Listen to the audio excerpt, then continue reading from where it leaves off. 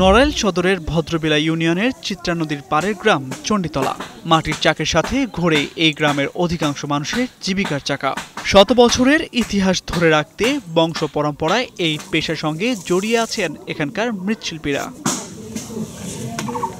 জেলার অন্তত 15টি গ্রামের 5 শতাধিক কারখানায় বিরামহীনভাবে চলছে কুমোরের চাকা। সেখানে তৈরি হচ্ছে মাটির হরেক রকম জিনিস, আর এগুলো বানাতে বাড়ির কর্তাকে সাহায্য করেন পরিবারের নারী, শিশু ও বৃদ্ধরা। ঠাকুরদারে দেখিনি, বাবারে দেখেছি একটু করতে, তারপর বাবা অনেকদিন মারা গেছে, তারপরে আমরা আস্তে আস্তে শিখেছি, শিখে আমি করতেছি অন্তত 45-50 বছর। এখানকার কুমোরদের সুনিপুণ হাতে তৈরি হওয়া এসব মাটির জিনিসপত্রের ব্যাপক চাহিদা রয়েছে দেশ জুড়ে। তারা বলছেন, স্থানীয় চাহিদা মিটিয়ে মাটির এসব তৈজসপত্র পৌঁছে যাচ্ছে গোপালগঞ্জ, ফরিদপুর, বাগেরহাট, খুলনা, ঝালকাঠি সহ বেশ কয়েকটি জেলায়। তবে এসব পণ্যের চাহিদা থাকলেও মিলছে না কাঙ্ক্ষিত দাম, তাই অনেকে ছাড়ছেন এই পেশা।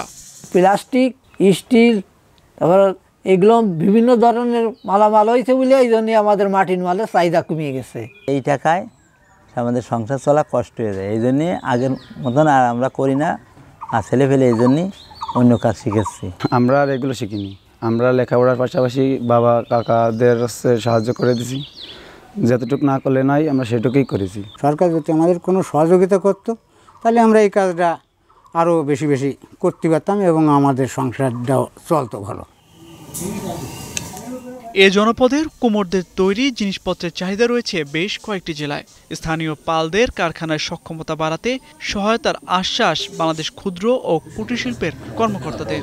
মৃৎশিল্প নিয়ে যারা কাজ করে তাদের এই পণ্যটা যাতে আরও ছড়িয়ে পড়ে, এজন্য তাদের প্রশিক্ষণ, তাদের আর্থিক সহযোগিতা সহ সব ধরনের সহযোগিতা বিশেষ করে থাকবে, যাতে করে তাদের এই আদি পেশাটা তারা বিস্তার লাভ করতে পারে।